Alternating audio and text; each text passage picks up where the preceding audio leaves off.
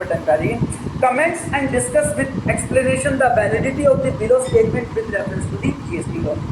There is no need of registration of at all if person is engaged in supply of services intrastate or interstate only through e-commerce operator। ऐसा नहीं है sir, e-commerce operator के through अगर आप supply करते हो तो अगर आपकी थ्रेशोल्ड एक्सीड करती है रजिस्ट्रेशन की लिमिट से तो भैया आपको रजिस्ट्रेशन लेना पड़ता है। तो स्टेटमेंट वैलिड नहीं है। Supply of services only through ECO required to obtain registration compulsorily. लेकिन अगर 10-20 लाख रुपए तक का टर्नओवर है तो रजिस्ट्रेशन नहीं लेना।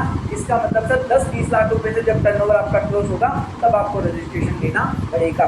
ये बोल रहा है कि सर ईसीओ के थ्रू सप्लाई करोगे तो आपको रजिस्ट्रेशन ही लेना पड़ेगा, ऐसा बिल्कुल भी नहीं है।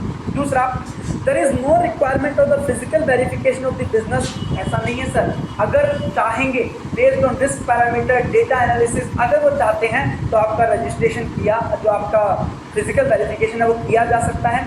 रिक्वायर्ड टू बी कंडक्टेड तो कंडक्ट किया जाएगा। अगर आप या तो आधार ऑथेंटिकेशन ऑप्ट नहीं करते या ऑप्ट करते हो तो भी अगर आपको आइडेंटिफाई किया जाता है based on data analysis and risk parameter. After verification proper officer verification report वगैरह डालता है। इवन रजिस्ट्रेशन देने के बाद भी आपका रजिस्ट्रेशन जो है इवैल्यूएट किया जा सकता है, प्लेस ऑफ बिजनेस को वेरीफाई किया जा सकता है। उसके बाद there is no requirement to provide the details of bank account at the time of application of registration. Partially ये चीज़ वैलिड है। क्यों सर?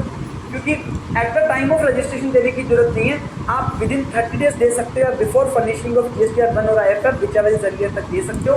हाउएवर ये option TDS deductor TCS collector और स्यू मोटो रजिस्ट्रेशन के केस में अवेलेबल नहीं है। ठीक है, चलिए उसके बाद अमेंडमेंट एंड